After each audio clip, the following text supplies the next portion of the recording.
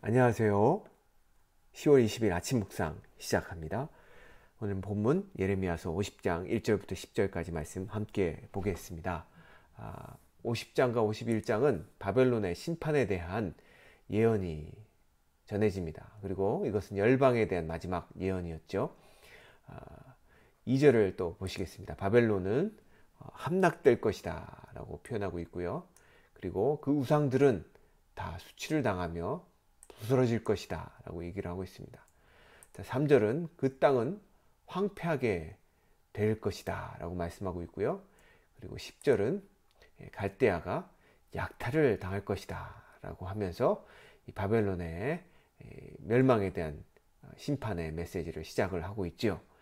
바벨론이 이렇게 멸망하는 데는 여러 가지 이유가 있지만 가장 중요한 이유는 그들이 하나님이 주신 것들로 인해서 오히려 교만해졌기 때문이라고 말하고 있습니다.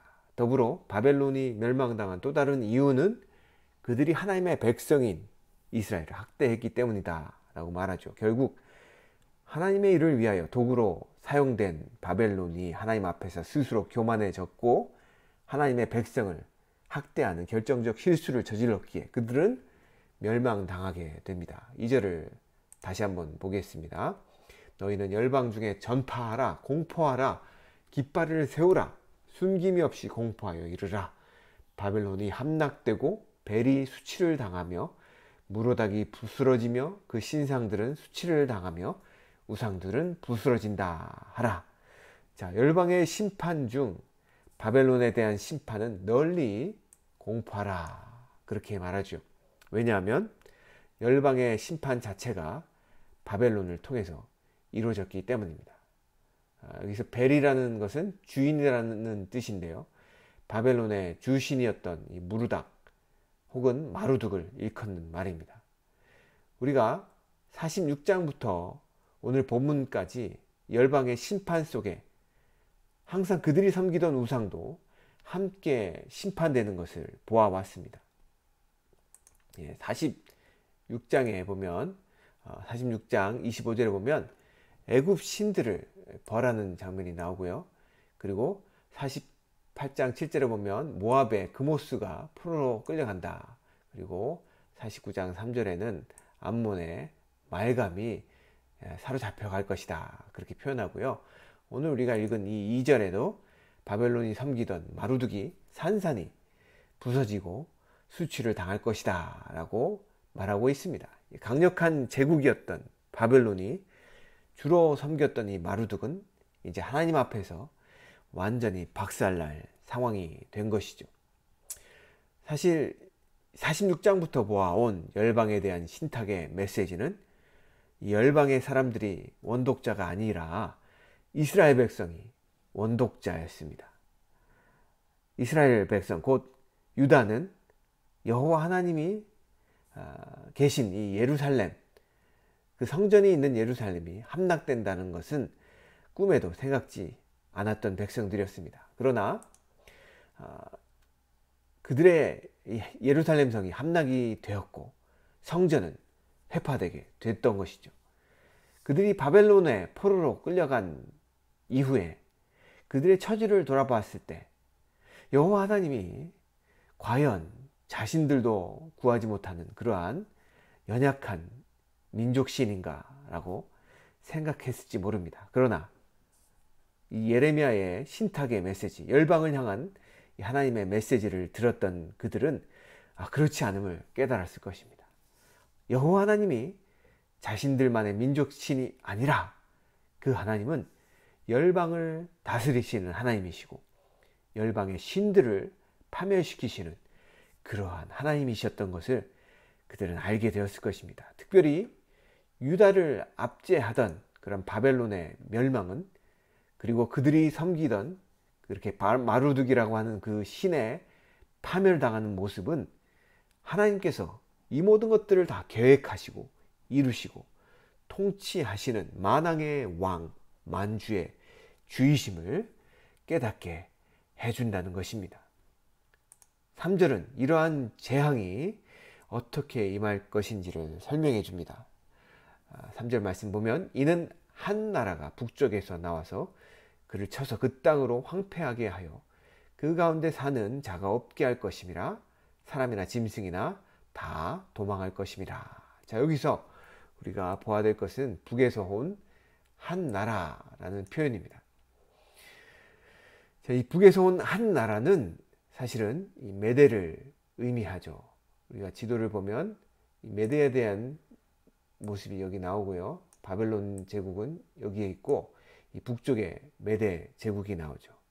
이 메대가 북에서 온 한 나라인데, 그런데 3절은 그것을 메대라고 표현하지 않고 한 나라가 북쪽에서 왔다라고 표현합니다. 이 9절과 10절도 마찬가지로 북쪽에서 올라온 큰 무리가 바벨론을 쳐서 정복할 것이다 라고 말을 하고 있죠. 이렇게 북쪽에서 왔다라는 표현을 쓰는 데에는 어떠한 특별한 의미가 담겨져 있습니다. 여러분, 우리가 이 바벨론을 가리켜서 줄기차게 사용되었던 용어가 무엇이죠? 그것은 북에서 온 나라였습니다. 그런데 북에서 온 이 강력한 나라를 상징하던 바벨론이 북에서 온 또 다른 나라로 인해 멸망당할 것이라는 표현은 어떤 교훈을 주는 것일까요? 바벨론의 운명이 영원하지 못하고 또 다른 북에서 온 나라로 인해 자신이 다른 나라에게 가했던 운명을 똑같이 경험할 것이라고 거심을 묘사해 주고 있는 것입니다. 결국 세상의 모든 나라는 아무리 강성할지라도 그 끝이 있고 자신들보다 더 강한 나라에 의해서 점령당한다는 것을 보여주죠. 다시 말해 이 말은 이 세상 모든 역사는 강력하신 하나님의 계획 아래 진행되고, 이 강한 나라의 흥망성쇠는 결국 하나님의 뜻 가운데 이루어진다는 것이죠. 그런데 이 50장에는 바벨론에 대한 심판의 메시지 사이사이마다 유다 백성의 회복과 귀환의 소리도 함께 들려집니다. 우리 4절부터 8절까지는 그 유다 백성의 귀환과 회복에 대한 내용입니다. 한번 같이 읽어보겠습니다. 여호와의 말씀이니라. 그날 그때 이스라엘 자손이 돌아오며 유다 자손도 함께 돌아오되 그들이 울면서 그 길을 가며 그 하나님 여호와께 구할 것이며 그들이 그 얼굴을 시온으로 향하여 그 길을 물으며 말하기를 너희는 오라 잊을 수 없는 영원한 언약으로 여호와와 연합하라 하리라. 내 백성은 잃어버린 양떼로다. 그 목자들이 그 길을 곁길로 가게 하여 산으로 돌이키게 하였으므로 그들이 산에서 언덕으로 돌아다니며 쉴 것을 잊었도다. 그들을 만나는 자들은 그들을 삼키며 그의 대적은 말하기를 그들이 여호와 곧 의로운 처소시며 그의 조상들의 소망이신 여호와께 범죄하였은즉 우리는 무죄하다 하였느니라. 너희는 바벨론 가운데서 도망하라. 갈대아 사람의 땅에서 나오라. 양떼에 앞서가는 수점서 같이 하라. 자, 여러분, 바벨론에 대한 하나님의 심판은 그 백성 이스라엘을 향한 하나님의 구원과 맞물려 있습니다. 다시 말해 바벨론의 멸망은 이스라엘의 회복인 것이죠. 이스라엘 곧 유다는 그들의 소망 대신 하나님께 범죄함으로 그들이 심판을 받게 된 것이죠. 그러나 하나님은 이스라엘을 포로되었던 바벨론에서 다시 돌아가게 하실 것이라고 말합니다. 그것은 잊을 수 없는 영원한 언약으로 여호와와 연합하는 것이라 라고 얘기를 하고 있죠. 사랑하는 클리프턴 성도 여러분, 유다는 주전 586년에 하나님의 절대적인 주권 아래 멸망당하게 되고 바벨론의 포로로 끌려갑니다.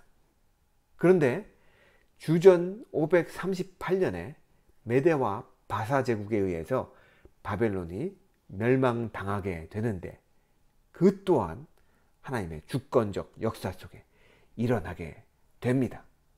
바벨론이 그렇게 힘을 잃어버리게 되자 유다의 남은 자들은 하나님의 계획하신 대로 70년 만에 시온으로 귀환을 하게 되죠. 이 모든 것이 하나님의 그런 계획대로 진행되는 것을 우리는 보게 됩니다.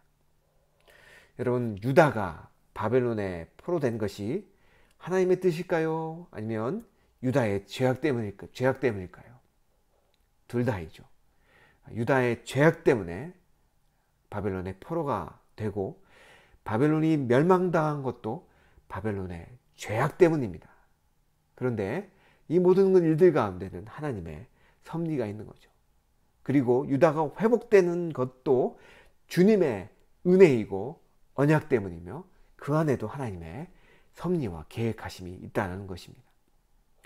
신실하신 하나님은 그렇게 하나님의 일들을 하나님의 방법대로 이루어 가십니다. 그러나 유한한 우리가 할 일은, 유한한 우리는 그렇게 역사하시고 운행하시는 하나님의 크신 뜻을 알지 못할 때가 많이 있습니다. 그렇다면 유한한 우리가 할 일은 크신 하나님의 계획을 다 알려고 하기보다는 오히려 그 모든 일을 그분의 선하신 뜻 가운데 이루어 가시는 그 하나님을 전적으로 믿고 순종하는 데 있다라는 것입니다.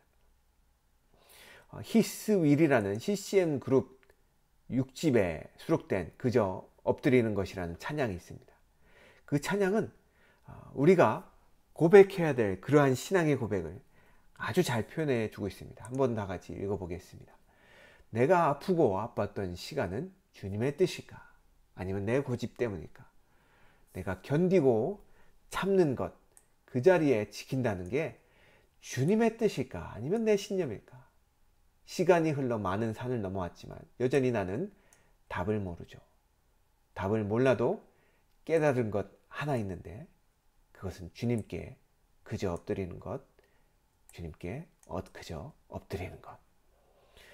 자, 오늘 이 하루 이 찬양의 말씀처럼 우리에게 주어진 이 시간이 우리의 잘못이든 우리의 생각이든 그 안에선 내가 받고 있는 그것이 고통이든 아니면 축복이든 그 안에 하나님의 섭리가 있고 하나님의 축복이 있다는 것입니다.